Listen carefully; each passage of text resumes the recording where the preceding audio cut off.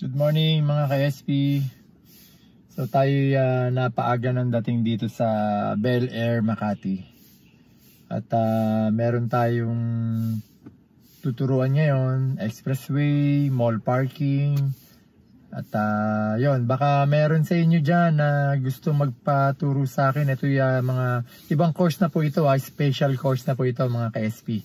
At ako po talaga yung personal na nagtuturo. So maraming kumokontak sa atin, yung mga nakakapanood sa social media, sa Facebook, sa YouTube. So kinokontak tayo para turuan yung mga anak nila. Kasi may student, meron ng lisensya yung anak nila. So nabitinan lang yung mga parents nila na gusto daling ko raw sa expressway. No? Kasi syempre pagka dinala yan sa driving school, yung 8 hours na yan, yun lang ang in-enroll nila.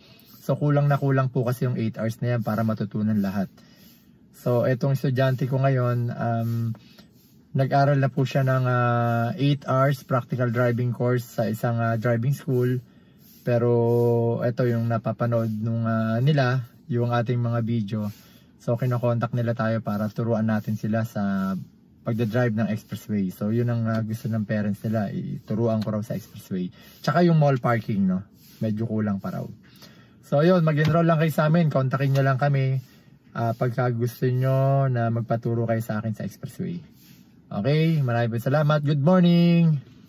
Maaga pa oh, anong oras pa lang? 7:16 ng umaga. Teka, kita nyo ba? Ayan, 7:16. Okay, good morning, bye bye.